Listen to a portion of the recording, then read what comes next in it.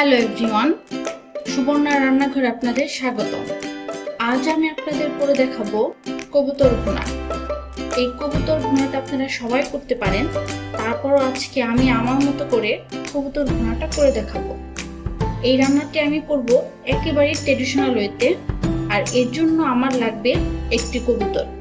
এখানে আমি একটি কবুতর কেটে ভালোভাবে ধুয়ে নিয়েছি এবং এর সাথে যে মশলাগুলো লাগবে সেগুলো হলো একটি তেজপাতা, 3টি এলাচ, 1 টুকরো দারচিনি, 3টি কাঁচামরিচ, 1/4 কাপ সয়াবিন তেল, 1 চা চামচ জিরার গুঁড়া, 1 চা চামচ ধনিয়ার গুঁড়া, 1 চা চামচ হলুদের গুঁড়ো, 1 চা চামচ লাল মরিচের গুঁড়া, 1 টেবিল চামচ রসুন বাটা, 1 চা চামচ আদা বাটা, সাথে 1 কাপ পেঁয়াজ, পরিমাণ মতো লবণ। এখন আমি একটি কড়াই নিয়েছি, কড়াইটা আমি হালকা গরম করব। এখন আমি 3টি এলাচ, তেজপাতাটা টুকরো করে দিয়ে দিলাম, সাথে দারচিনি, এগুলো হালকা আমি একটু গরম করব। তেলটা দিয়ে দিব। তেলটা দেওয়ার পর তেলটা একটু গরম করে নেব। এখন আমি পেঁয়াজটা দিয়ে দেব।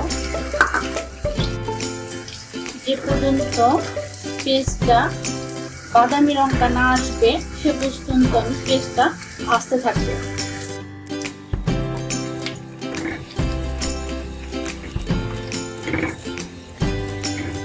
পেঁয়াজটা সবসময় নাড়াচাড়া দিতে থাকবেন যাতে পেঁয়াজটা পুড়ে না যায়। পেঁয়াজটা অলরেডি বাদামি রং হয়ে এসেছে, আমি আরেকটু পেঁয়াজটা ভেজে নেব। এখন আমি এখানে হালকা একটু পানি দিয়ে দিব।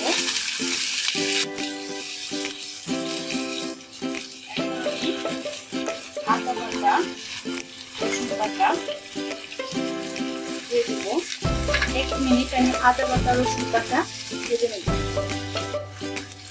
ডালটা কিন্তু লোতে আছে।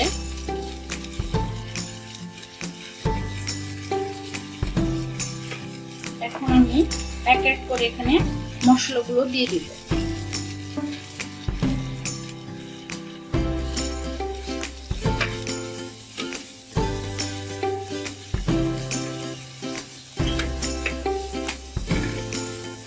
এখন আমি আরেকটু পানি দিয়ে দিব মশলাটা ভালোভাবে কষিয়ে নেওয়ার জন্য। এই মশলাটা কষানোটা খুব ইম্পর্টেন্ট। এই মশলাটা আপনারা যত ভালোভাবে কষিয়ে নেবেন রান্নাটা তত ভালো হবে। এবং কি খুব আস্তে আস্তে আপনারা মশলাটা ভালোভাবে কষিয়ে নেবেন। আপনারা দেখতে পাচ্ছেন মশলা থেকে অলরেডি তেলটা ছেড়ে দিয়েছে।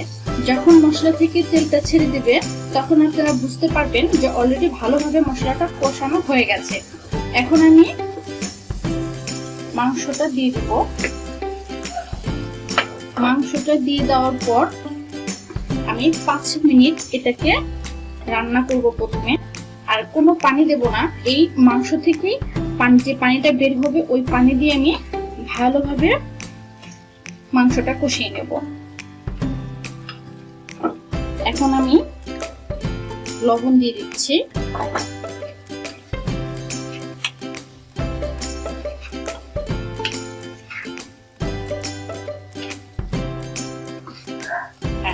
এখন আমি ঢাকনা দিয়ে ঢেকে দেব। ওয়েট করছি 5 মিনিট। একটু নাড়াচাড়া দিয়ে দিচ্ছি। দেখেন মাংস থেকে অলরেডি অনেকটুকু পানি বেরিয়ে গেছে। এখন তার সাথে আমি আর একটু পানি যোগ করে একটু ভালোভাবে মাংসটা কষিয়ে নেব।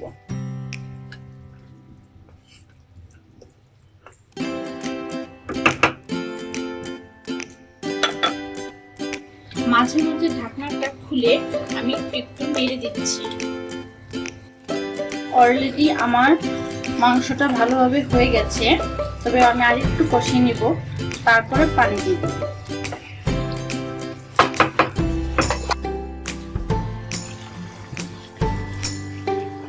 মাংসটা অলরেডি ভালোভাবে কষানো হয়ে গেছে এবং কি এর ভালো একটা ফ্লেভার বের হচ্ছে। এখন আমি মাংসের মধ্যে পানি দিয়ে দেব। আমি এখানে 1 কাপের মতো পানি দিয়ে দিলাম। এখন এটা ঢেকে দেব। এটা আমি 15 মিনিট ধরে রান্না করছি। অনেকটুকু এখনো পানি আছে, আমি এটাকে আরো 10 মিনিট রান্না করব। কাঁচামরিচের মুখটা আমি কেটে নিয়েছি যাতে কাঁচামরিচ থেকে একটু ঝাল বের হয়, প্লাস একটা সুন্দর ফ্লেভার বের হবে। এখন আমি আবারও ঢেকে দিচ্ছি এবং 10 মিনিট পর ফিরে আসতেছি। আপনারা দেখতে পাচ্ছেন অলরেডি পানিটা শুকিয়ে গেছে, রান্নাটা পুরোপুরি হয়ে গেছে এবং কি উপরে তেলগুলো ভেসে উঠেছে। আপনি যে কোনো ভুনাই করবেন না কেন, যখন আপনার তেলটা উপরে ভেসে উঠবে তখন আপনি বুঝতে পারবেন আপনার রান্নাটা পুরোপুরি হয়ে গেছে। এখন আমি চুলাটা বন্ধ করে দেব আর মাংসটা নামিয়ে আমি সার্ভিং ডিশে পরিবেশন করে নেব। আমি মাংসটা একটা সার্ভিং ডিশে ঢেলে নিয়েছি। মাংসের কালারটা অনেক সুন্দর হয়েছে, আপনারা অলরেডি দেখতে পাচ্ছেন।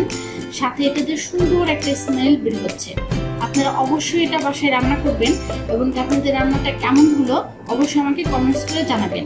আর আজকের রান্নাটা যদি আপনাদের ভালো লেগে থাকে তাহলে অবশ্যই ভিডিওটা লাইক, শেয়ার এন্ড কমেন্টস করবেন আর সাথে সাবস্ক্রাইব বাটনটা ক্লিক করবেন।